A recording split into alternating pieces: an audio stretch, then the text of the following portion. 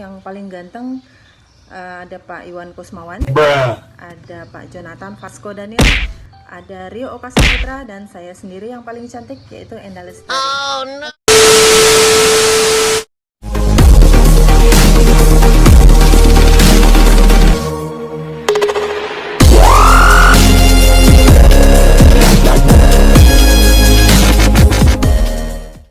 Bismillahirrahmanirrahim.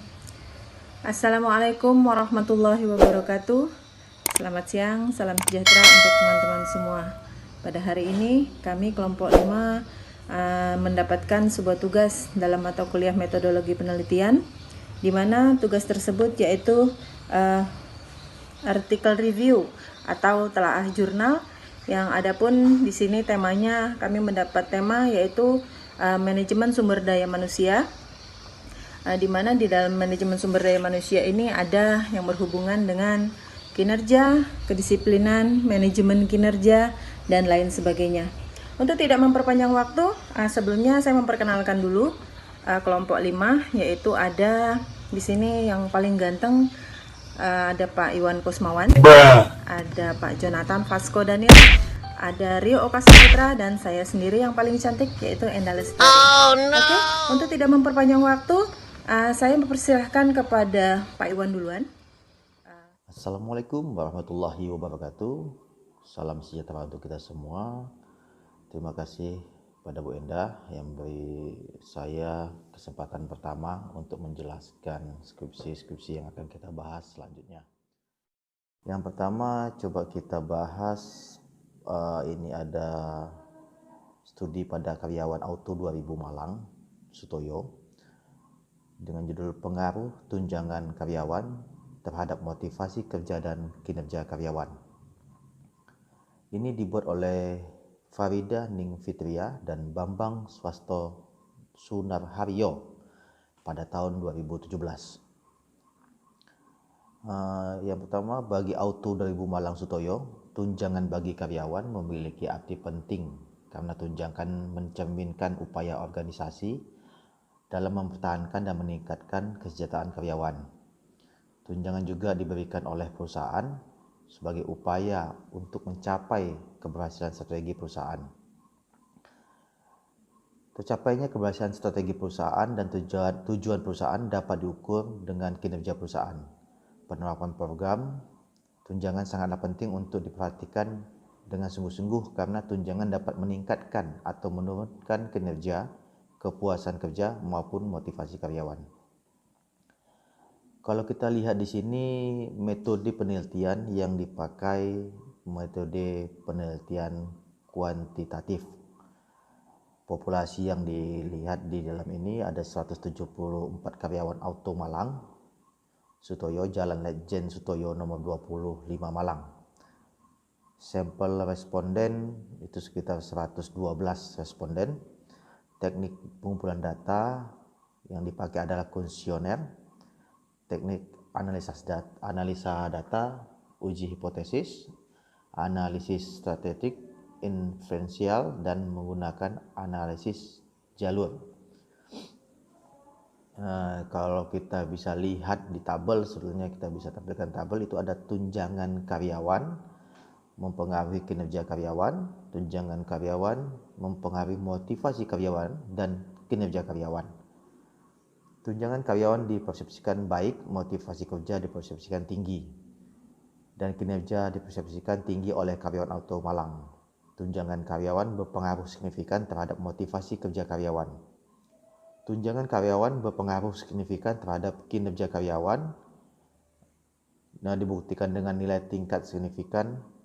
Motivasi kerja berpengaruh signifikan terhadap kerja karyawan Auto 2000. Keterbatasan penelitian. Keterbatasan penelitian ini yang kita lihat adalah hasil penelitian tidak dapat digeneralisasi kepada penelitian karena penelitian ini hanya dibatasi pada karyawan Auto Malang. Hasil penelitian ini kemungkinan akan berbeda jika dilakukan pada auto lain yang sejenis maupun perusahaan otomotif lainnya. Keterbatasan yang melekat pada metode penelitian survei yaitu penelitian tidak dapat mengontrol jawaban responden yang diisikan pada kuesioner, di mana responden bisa saja tidak jujur dalam mengisi kuesioner. Kemungkinan responden bias atau dari respon. Item pernyataan rekomendasi yang kita bisa simpulkan adalah item pernyataan bonus yang diberikan perusahaan pada karyawan memiliki skor paling rendah. Hal ini bisa disebabkan karena besarnya bonus yang diberikan perusahaan tidak sesuai dengan kebutuhan karyawan.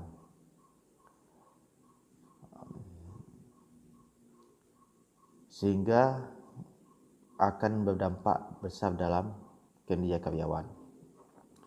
Dari hasil penelitian didapat indikasi kelemahan pada variabel motivasi kerja, yaitu pada item pernyataan tentang mengandalkan rekan kerja untuk memberi bantuan.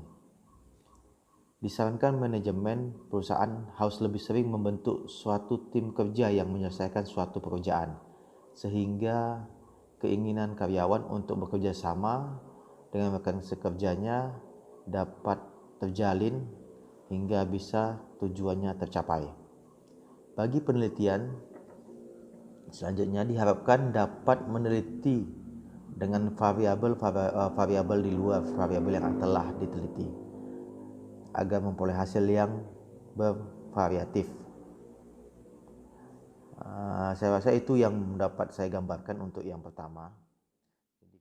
Ditulis oleh Joner Simarmata dengan judul Praktek Manajemen Kinerja dan Kinerja Organisasi pada Universitas Batanghari.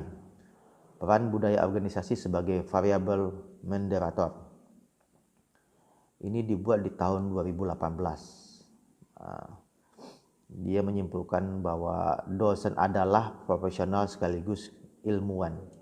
Tugas utama adalah mengembangkan dan menyebarluaskan ilmu pengetahuan, seni, teknologi, dan masyarakat melalui kegiatan pendidikan. Dosen banyak juga dilakukan pada umumnya. Hasil penelitian menunjukkan bahwa kinerja dosen di Indonesia belum mengembirakan, terutama kinerja penelitian dan pengabdian. Faktor-faktor yang mempengaruhi kinerja dosen yang telah sering diteliti dan dikaji, namun penelitian tersebut lebih fokus pada faktor individu. Dua aspek yang paling sering dibahas dalam motivasi dan komitmen. Sedangkan faktor organisasi seperti manajemen kinerja, budaya organisasi belum banyak dibahas.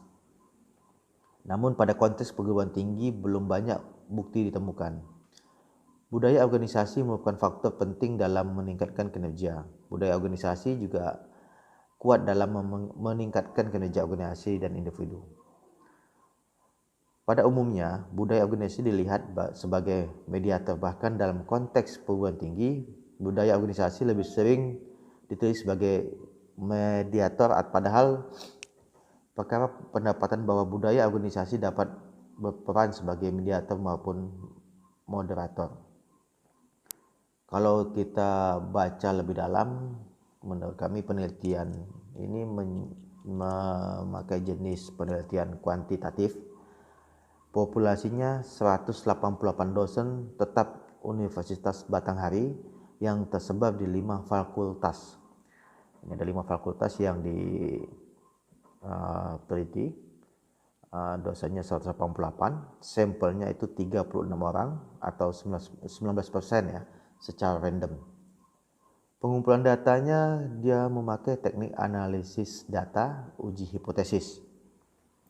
Teknik analisis data ini analisis deskripsi, yaitu analisis yang mengumpulkan ke dalam 5 kategori yang sangat tinggi, sedang, rendah, dan sangat rendah, menggunakan standar mutlak dan ketentuan nilai rata-rata. Mean ideal ditetapkan 60%, standar deviasi ditetapkan 1/4 dari mean ideal. Analisis MRA yaitu dilakukan dengan bantuan program SPSS versi 2.4.0. Hasil penelitian karakteristik responden dapat dilihat pada tabel. Sebetulnya ada tabel yang tapi menurut tabel ini responden yang berjenis kelamin perempuan terdiri dari 54%, sisanya 46% berjenis kelamin laki-laki. Jadi kayaknya yang lebih banyak nih wanitanya yang yang disurvei. Dari segi usia diketahui 66% responden berusia 25 sampai 45 tahun. Sedangkan sisanya sebesar 34% berusia 46 sampai 65 tahun. Ini dosen-dosen muda yang banyak menjadi sampel. Ini dosen untuk keilmuan ke depan yang lebih baik ya. Karena dosen-dosennya 25 sampai 45 tahun itu adalah dosen-dosen muda. Ada 66%. Jadi sangat mengembirakan bagi kita semua bahwa di usia muda sudah banyak orang berpendidikan di Indonesia ini.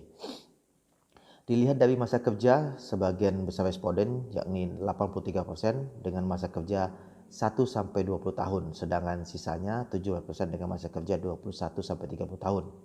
Dengan kata lain, sebagian besar dosen masih dalam masa kerja aktif. Artinya hanya sebagian kecil yang segera akan memasuki masa pensiun. Dari segi tingkat pendidikan, terakhir diketahui bahwa responden sebagian besar yakni sebesar 86% memiliki kualifikasi S2 dan hanya 14% yang memiliki kualifikasi S3 dan memiliki kualifikasi S1 tidak ada, karena memang syarat dosen sekarang harus S2 ya, S2, S3. Dengan demikian dapat disimpulkan bahwa dosen-dosen Unibari, Universitas Batanghari telah memenuhi syarat minimal dalam hal kualifikasi yakni S2. Namun demikian idealnya dosen harus memiliki kualifikasi S3. Ya, ini kita melihat memang sudah sebaiknya para dosen untuk melanjutkan S3 agar keilmuannya makin dalam. Hal ini sejalan dengan hasil yang penelitian mengatakan bahwa mahasiswa cenderung menginginkan dosen dengan kualifikasi S3.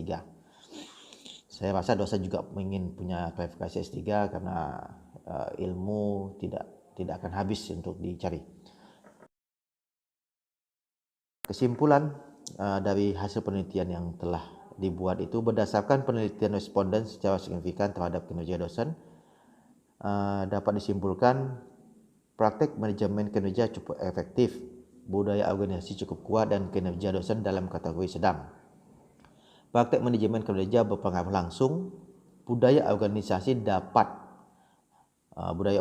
memodernisasi hubungan praktek manajemen kinerja dengan kinerja dosen. Kita belum bisa menyimpulkan keterbatasan penelitian karena keterbatasan penelitian itu banyak sekali kalau kita mau bahas. Dengan keterbatasan waktu, saya rasa selanjutnya akan dilanjutkan oleh Jo. Silakan Pak Jo untuk menjelaskannya selanjutnya. Terima kasih. Wabillahi taufiq wal hidayah. Wassalamualaikum warahmatullahi wabarakatuh. Baiklah, saya akan melanjutkan review artikel yang berjudul Implementasi Algoritma Profil Matching untuk Perekrutan Karyawan yang ditulis oleh Mujito, Basuki Hari Prasetyo, dan Nasrul Sani pada tahun 2019.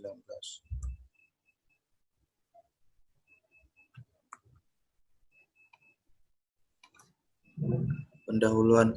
Pengelolaan sumber daya manusia pada sebuah perusahaan merupakan salah satu faktor penting dalam menentukan sebuah keberhasilan kerja pada perusahaan. Untuk memperoleh hasil sumber daya manusia yang berkualitas, perusahaan menerapkan seleksi penerimaan karyawan infrastruktur IT pada PT Citra Multiservis, merupakan bagian fondasi atau kerangka kerja yang mendukung suatu sistem atau organisasi di maintenance. Proses seleksi calon karyawan dilakukan dengan cara pengecekan dan seleksi secara manual, memeriksa satu persatu dokumen sehingga membuat penilaian kerepotan dan tidak efisien, serta membutuhkan waktu yang cukup lama dan terjadinya human error serta penilaian yang terkadang subjektif, sehingga hasil akhir bukanlah calon karyawan yang terbaik. Metode penelitian yang dipakai adalah jenis metode penelitian kualitatif. Populasi 5 calon tenaga kerja, sampelnya 5 calon tenaga kerja terpilih, teknik pengumpulan data, algoritma profil matching, pemetaan gap kompetensi, pembobotan gap. teknik analisa data, yaitu teknik analisa data dasar, kriteria desktop, support, network engineer, server engineer, security engineer, dan data center engineer. Teknik aspek personality adalah ketangkasan, komunikasi disiplin, teamwork, dan responsibility. Hasil penelitian dan pembahasan. Hasil dari penelitian ini adalah sebuah sistem penunjang keputusan yang menghasilkan keluaran sebuah perangkingan dari masing-masing calon karyawan, sehingga pihak manajemen pengambil keputusan dapat melihat kemampuan masing-masing calon karyawan berdasarkan perangkingan tersebut. Kesimpulannya, dengan adanya aplikasi perekrutan karyawan menggunakan algoritma profil matching PM, maka pimpinan dapat memutuskan siapa calon karyawan yang dipilih sehingga algoritma profil matching dapat diterapkan pada perekrutan karyawan pada PT Multi Service dengan hasil yang sesuai apa yang diharapkan oleh pimpinan perusahaan. Adapun saran yang dapat disampaikan untuk pengembangan sistem lebih lanjut adalah sebagai berikut. Algoritma profil matching dapat dioptimalisasi menggunakan algoritma analisis hierarki proses atau AHP dan algoritma yang lainnya serta kriteria dapat disesuaikan dengan tempat penelitian. Keterbatasan dan rekomendasi. Untuk keterbatasan pada penelitian ini tidak ada, dan rekomendasinya adalah algoritma profil matching dapat dioptimalisasi menggunakan algoritma analisis hierarki proses dan algoritma yang lainnya serta kriteria dapat disesuaikan dengan tempat penelitian. Untuk jurnal keempat berjudul Pengaruh Disiplin Kerja dan Kompensasi Terhadap Kinerja Karyawan pada PT Pertamina Persero Pemasaran Region 7 Makassar yang ditulis oleh Ali Wairoy pada tahun 2017. Pendahuluan, manusia merupakan unsur terpenting karena unsur lain yang dimiliki oleh suatu perusahaan seperti uang, materi, mesin, metode kerja, waktu, dan kekayaan lainnya hanya dapat memberi manfaat bagi perusahaan. Jika manusia dalam perusahaan itu merupakan daya pembangun dan bukan perusak bagi perusahaan, faktor yang mempengaruhi kinerja karyawan diantaranya adalah disiplin kerja seperti tujuan dan kemampuan, balas jasa, sanksi hukum, ketegasan serta hubungan kemanusiaan dan kompensasi seperti gaji, bonus, dan tunjangan bagi karyawan berprestasi. Disiplin kerja merupakan suatu sikap menghormati, patuh, dan taat pada peraturan-peraturan yang berlaku. Disiplin kerja juga sangat penting karena dengan karyawan yang punya disiplin kerja, maka akan menghasilkan kualitas kerja, kuantitas kerja, dan waktu kerja yang baik sehingga dapat meningkatkan kinerja karyawan. Jenis penelitiannya adalah penelitian kuantitatif. Sampel 49 orang responden random sampling, populasi 95 orang karyawan tetap PT Pertamina Persero, teknik pengumpulan data, kuesioner, uji hipotesis, uji validitas, uji multikoneritas, uji regresi linear berganda. Teknik analisa data, analisa regresi linear berganda. Hasil dan pembahasan. Hasil yang pertama, penelitian menunjukkan bahwa pengaruh disiplin kerja berpengaruh positif dan signifikan terhadap kinerja karyawan. Berpengaruh positif artinya disiplin kerja tinggi, maka kinerja karyawan akan meningkat. Berpengaruh secara signifikan artinya adalah adanya disiplin kerja yang tinggi dapat meningkatkan kinerja karyawan. Hasil penelitian menunjukkan bahwa kompensasi berpengaruh positif dan signifikan terhadap kinerja karyawan. Berpengaruh positif artinya ketika kompensasi tinggi, maka kinerja karyawan akan meningkat. Berpengaruh signifikan artinya adanya kompensasi yang tinggi dapat meningkatkan kinerja karyawan. Dan yang ketiga, hasil penelitian menunjukkan bahwa disiplin kerja dan kompensasi secara simultan atau bersama-sama berpengaruh positif dan signifikan terhadap kinerja karyawan. Pengaruh secara positif menunjukkan bahwa disiplin kerja dan kompensasi sejalan dengan kinerja karyawan. Artinya, ketika disiplin kerja dan kompensasi tinggi, maka kinerja karyawan akan meningkat.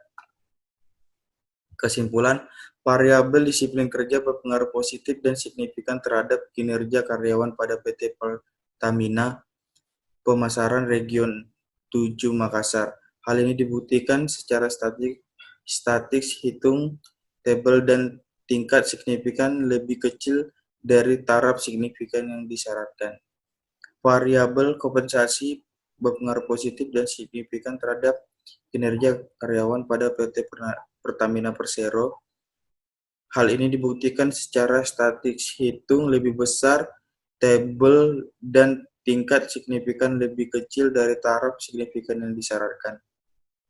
Yang ketiga, variabel disiplin kerja dan kompensasi secara simultan berpengaruh positif dan signifikan terhadap kinerja karyawan PT Pertamina. Hal ini dibuktikan secara statik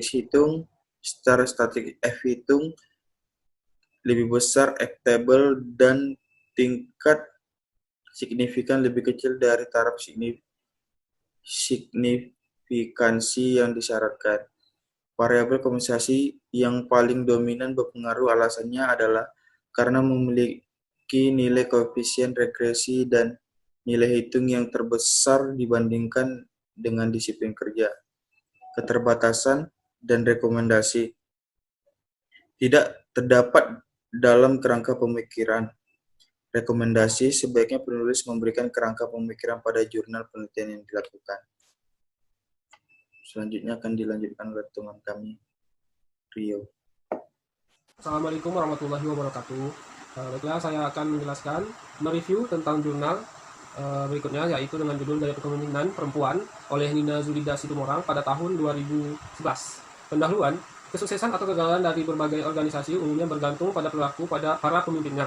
Pada umumnya, motivasi karyawan, antusiasme, harapan masa depan, bahkan kemampuan karyawan untuk menunjukkan usaha mereka akan bergantung pada bagaimana baiknya para pemimpin melakukan tugas dalam kewajiban mereka. Ada elemen terpisah tetapi saling berinteraksi dalam proses kepemimpinan, yaitu karakteristik pemimpin, karakteristik pengikut, dan situasi terjadinya interaksi pemimpin dan pengikut. Untuk menganalisis dan memahami sepenuhnya hakikat dan persyaratan kepemimpinan, semua elemen ini harus diperhatikan. Apalagi perilaku pemimpinnya yang bukan seorang pria, melainkan adalah seorang wanita.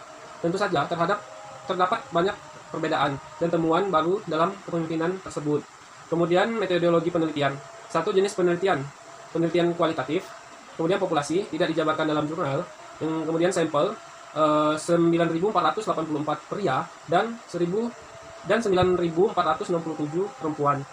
Teknik pengumpulan data yaitu kuesioner, dan yang kelima teknik analisis data, metode kajian teoretik berdasarkan literatur, bersumber jurnal-jurnal penelitian, buku, makalah, dan lainnya.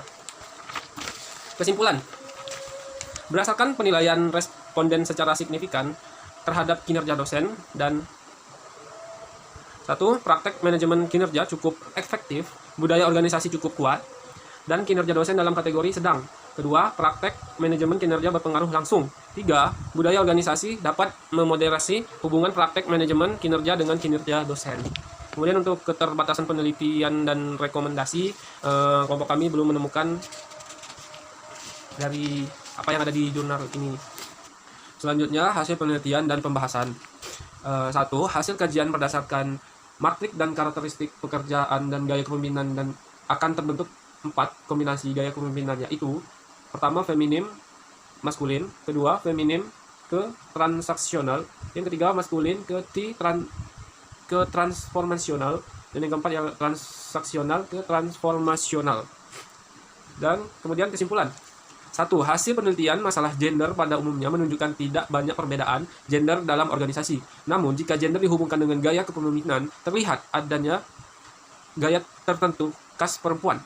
Tapi bukan karena perbedaan jenis kelamin, namun lebih pada faktor karakteristik atau tuntutan pekerjaan. Yang kedua, karakteristik pekerjaan jika dihubungkan dengan gaya kepemimpinan perempuan secara umum terbagi dua, yaitu gaya kepemimpinan feminim maskulin dan gaya kepemimpinan transformasional ke transaksional. Yang ketiga, Kenyataan tidak selalu dua gaya yang dipunyai pemimpin perempuan memiliki kombinasi dua gaya tersebut karena menyesuaikan karakteristik atau tuntutan pekerjaan. Yang keempat, karena dua gaya tersebut, jika dibentuk matrik, maka terbentuk 4 kombinasi gaya kepemimpinan perempuan, yaitu feminim ke maskulin, feminim ke transaksional, maskulin ke transformasional, dan transaksional ke transformasional. Dan kemudian keterbatasan dan rekomendasi. Kami hanya menemukan rekomendasi ada 2, yaitu di dalam populasi si penulis tidak menjabarkan seberapa banyak populasi yang dikaji. Kemudian yang kedua, dengan sampel sebanyak yang dijabar si penulis, yaitu sebanyak 9,484 orang laki-laki, sebanyak 9.484 orang laki-laki, dan 9.467 perempuan. Kepada penulis tidak melakukannya secara random saja dengan sampel sebanyak itu, bagaimana penulis mengolahnya. Baiklah, berikutnya ialah jurnal dengan judul Pengaruh Motivasi Kerja terhadap Produktivitas Kerja Karyawan pada Perusahaan Teh Bunga Teratai di Desa Patemon, Kecamatan Serit, oleh Nina Putu Paradita Laksmiari pada tahun 2019. Pendahuluan, motivasi kerja adalah pemberian daya penggerak yang menciptakan kegairahan kerja seseorang agar mereka mau bekerja efektif dan terintegritas dengan segala daya upayanya untuk mencapai kepuasan. Bagi karyawan, adanya pemberian motivasi dijadikan alat untuk meningkatkan kegairahan kerja, meningkatkan produktivitas kerja, memperdalam kecintaan karyawan terhadap perusahaan, serta memperbesar partisipasi karyawan terhadap perusahaan. Kemudian metodologi penelitian. Jenis penelitian. Penelitian ini adalah penelitian kualitas atau kuantitatif. Kemudian populasi, yaitu karyawan PT Teh Bunga Teratai di Desa Patemon. Sampel, yaitu 30 responden. Kemudian teknik pengumpulan data, yaitu kuesioner, uji validitas, dan uji hipotesis. Dan kemudian ialah teknik analisis data, yaitu person correlation atau program SPSS 24.0 for Windows. Hasil penelitian dan pembahasan pada jurnal ini, yang pertama, terdapat pengaruh yang positif dan signifikan antara motivasi kerja dengan produktivitas kerja karyawan. Persamaan regresi punya arah koefisien positif. Pengaruh positif menunjukkan bahwa hubungan motivasi kerja dan produktivitas kerja karyawan adalah searah. Jika motivasi kerja semakin tinggi, maka produktivitas kerja karyawan juga semakin tinggi. Kemudian yang kedua, terdapat pengaruh yang signifikan motivasi kerja terhadap produktivitas kerja karyawan, yang ditunjukkan dengan nilai probabilitas uji T untuk motivasi kerja adalah 0,000 lebih kecil dari 0,05. Berdasarkan hasil analisis regresi linear sederhana, maka dapat diambil suatu justifikasi bahwa terdapat motivasi kerja berpengaruh positif dan signifikan terhadap produktivitas kerja karyawan. Justifikasi diambil dengan mempertimbangkan kajian empiris dan teori. Hasil penelitian ini didukung oleh hasil penelitian terdahulu yang dilakukan oleh Hamali tahun 2013, yang menyatakan bahwa motivasi kerja berpengaruh terhadap produktivitas kerja karyawan. Penelitian lain yang mendukung hasil penelitian ini dilakukan oleh Sunarmi tahun 2016, yang menyatakan bahwa motivasi kerja berpengaruh terhadap produktivitas kerja karyawan. Jika semakin tinggi motivasi kerja karyawan, maka semakin tinggi pula produktivitas kerjanya.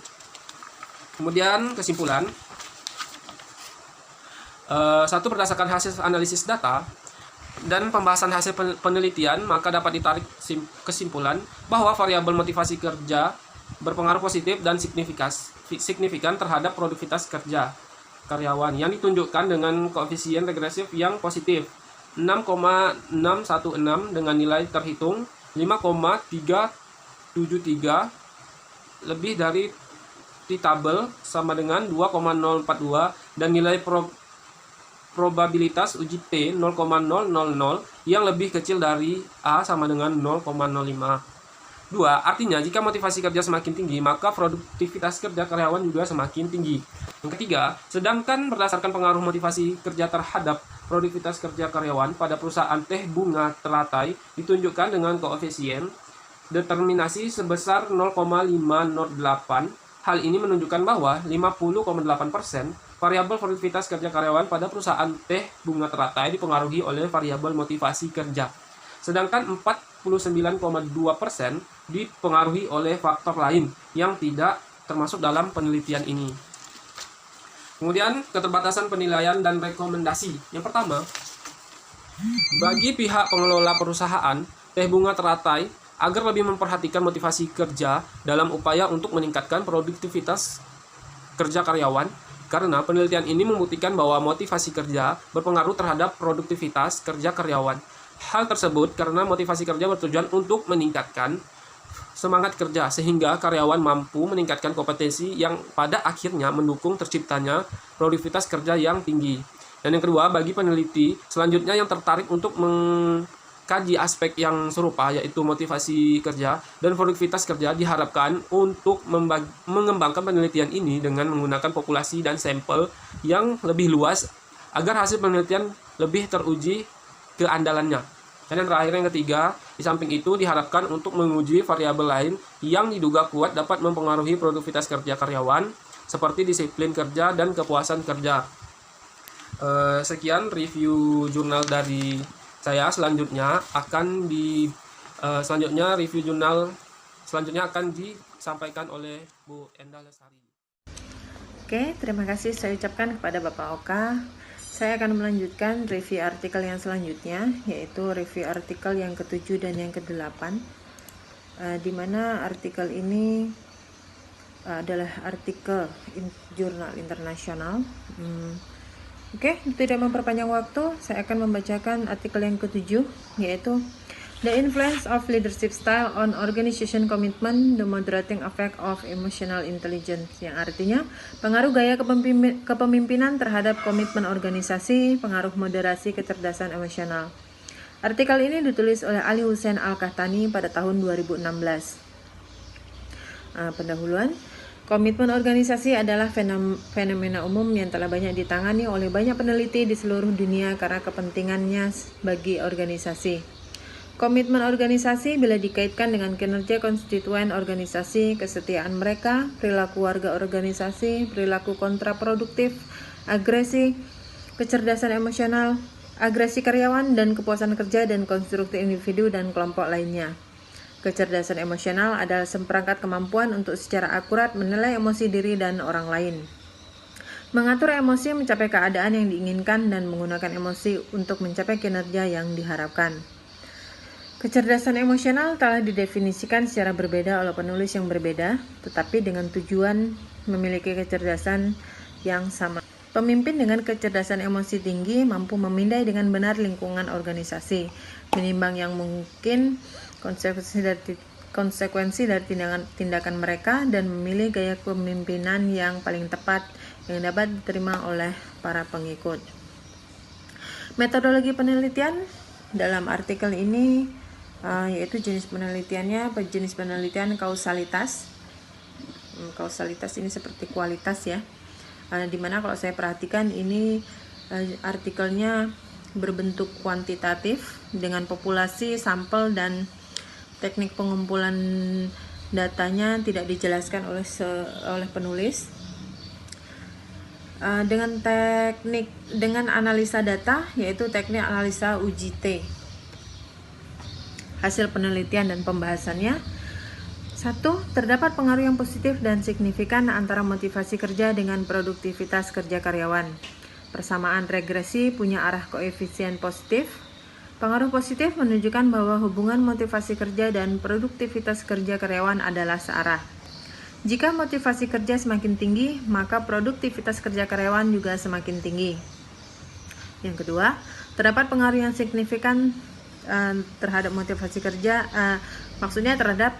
terdapat pengaruh yang signifikan antara motivasi kerja terhadap produktivitas kerja karyawan yang ditunjukkan dengan nilai probabilitas uji T untuk motivasi kerja adalah 0,00, lebih kecil dari 0,05.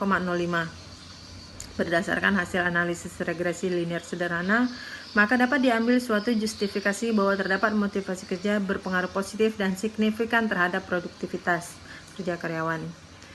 Justifikasi diambil dengan mempertimbangkan kajian empiris dan teori. Hasil penelitian ini didukung oleh hasil penelitian terdahulu yang dilakukan oleh Hamali pada tahun 2013 yang menyatakan bahwa motivasi kerja berpengaruh terhadap produktivitas kerja karyawan. Penelitian lain yang mendukung hasil penelitian ini dilakukan oleh Sunarmi pada tahun 2016 yang menyatakan bahwa motivasi kerja berpengaruh terhadap produktivitas kerja karyawan. Jika semakin tinggi motivasi kerja karyawan, maka semakin tinggi pula produktivitas kerjanya. Kesimpulan 1. Tinjauan dari studi yang ada pada kepemimpinan menemukan bahwa semua dimensi gaya kepemimpinan transformasional, pengaruh ideal, motivasi inspirasional, stimulasi intelektual, dan pertimbangan individual sangat signifikan terkait dengan dimensi komitmen organisasi karyawan berkelanjutan, afektif, dan normatif. Yang kedua, gaya kepemimpinan transaksional yang terdiri dari imbalan kontingen, manajemen dengan pengecualian pasif, dan manajemen dengan pengecualian aktif lemah terkait dengan 3 dimensi komitmen organisasi. Namun, pemimpin dengan tinggi kemampuan kecerdasan emosional dihipotesiskan untuk meningkatkan hubungan antara gaya kepemimpinan transformasional dan komitmen organisasi dan mengubah arah hubungan antara gaya kepemimpinan transaksional dan komitmen organisasi karyawan dalam organisasi. Keterbatasan penelitian dan rekomendasi. Dalam artikel ini saya merekomendasikan makalah ini membahas tentang untuk mengintegrasikan konsep kecerdasan emosional ke dalam hubungan antara gaya kepemimpinan dan komitmen organisasi karyawan. Maka dari itu, kerangka pemikiran disarankan tidak ada gunanya tanpa upaya pembuktian, tanpa menggunakan bukti empiris. Dengan demikian, untuk penelitian selanjutnya di bidang ini, sebaiknya menggunakan instrumen penelitian yang paling andal dan valid serta memanfaatkan metodologi dan analisis yang lebih ketat. Keterbatasan dalam artikel ini yaitu dalam makalah ini si penulis hanya menampilkan pendapat para ahli dalam menjabarkan jurnal dan tidak membuktikan secara konkret dengan permasalahan yang ada.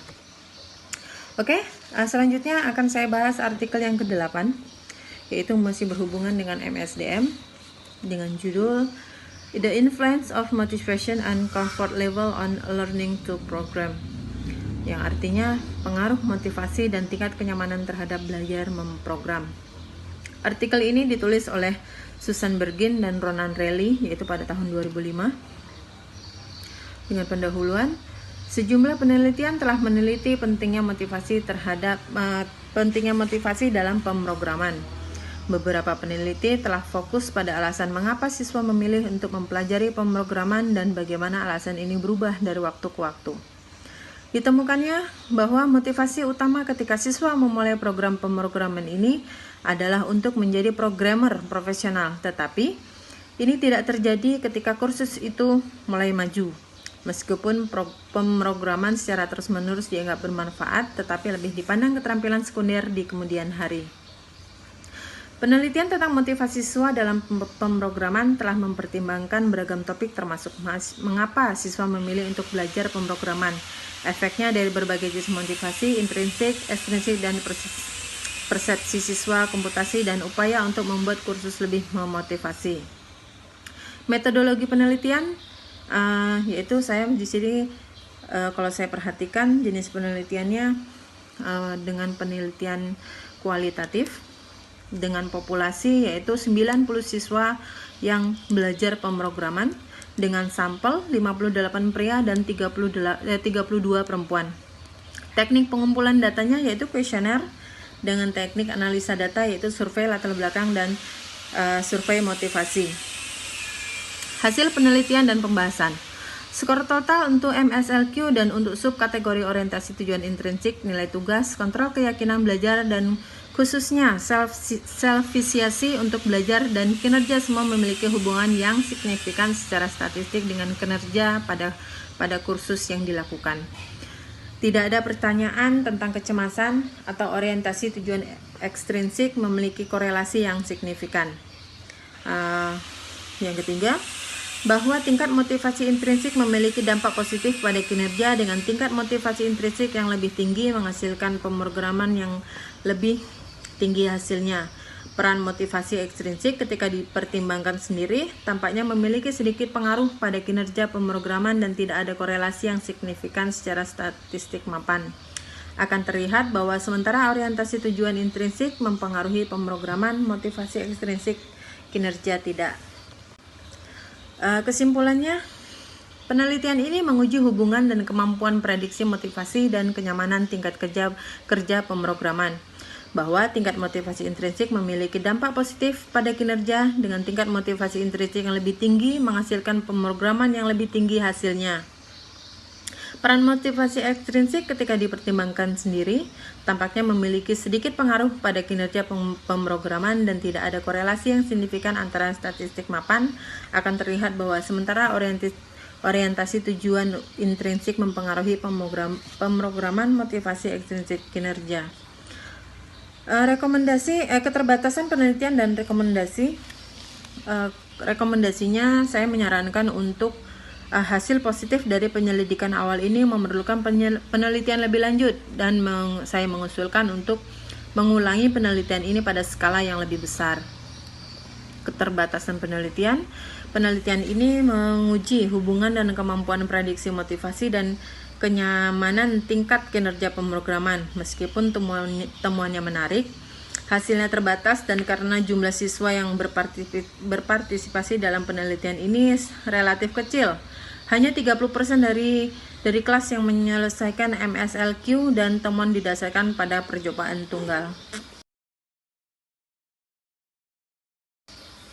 Oke, saya ucapkan terima kasih atas perhatiannya. Terima kasih. Saya tutup dengan wabillahi taufiq wal hidayah. Assalamualaikum warahmatullahi wabarakatuh.